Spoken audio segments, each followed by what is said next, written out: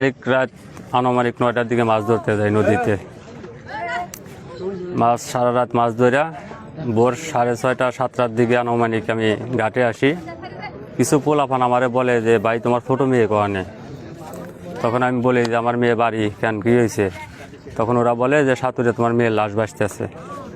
তখন আমি সাঁতুরে আসি, এসে দিয়ে আমার মেয়ের লাশ ভাসতেছে, আমার স্ত্রী নিখোঁজ, এখনও তার দেখা মিলেনি আমার। তাই শুনলাম সজন নামের একজন সে মার্ডার করছে, আমি তার উচিত বিচার চাই, সরকারের কাছে এই আবেদন আমার। ভাই একটু বলেন তো, মানে কবে ফেলছেন আপনি এখানে?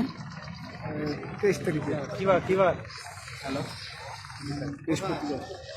বৃহস্পতিবার। হ্যালো, কখন ফেলছেন? 10টার দিকে। রাত না দিন? রাত। মূল ঘটনাটা একটু বলেন প্রথম থেকে, একটু মানে কীভাবে কী করছেন? ওই চিঠি আইছিল আমার সাথে, আশা করে কথাবার্তা বলছে। তখন বলছে আমি রাজ্জাকের সাথে যাবো না, তোমার সাথে যাবো, রাজ্জাককে ভাত খাবো না। আমি ওদের অনেক বোঝাইছি, বুঝে নাই। তখন একটা মাথায় কাজ করে নেই, তখন আমি ওদের আইডিয়া ফেলাইছি। তোমার বিয়ে ঠিক হয়েছে? কিভাবে মারছেন? গলায় চাপ দিয়া। তারপরে কি করছেন? তারপরে বস্তায় করে এই দিকে এনে ফালাই দিছি। এই যমুনা নদীতে এনে ফেলছেন? হ্যাঁ, আপনার সাথে আর কে কে ছিল? আমার সাথে কেউ ছিল না, আমি একাই। নিয়ে আসছেন কিভাবে? তাই না, মানুষজন দেখে নাই? না, রাত ছিল যে কয়টা, কত ছিল? 10টার মতো। বাড়িটা কোথায় ছিল?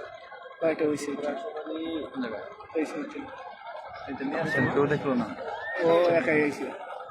ও নিয়ে আসছে এখানে না? আগে স্মৃতির মারছেন কটার দিকে? এটা 9:50 মতন হবে। 9:50। তারপরে বাচ্চাটা তখনই দুজনে কি একটা ভাবে মারছে? মারছেন তো বাড়িতে না নদীর পরে? না, বাগানে। পেয়ারা বাগানে কি বলে নিয়ে আসছিলেন?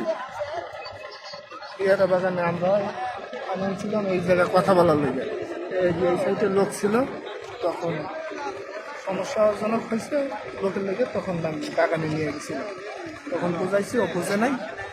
তারপরে মাথায় তখন কাজ করে নাই, একটা সমস্যা হইব বাড়ি গেলে।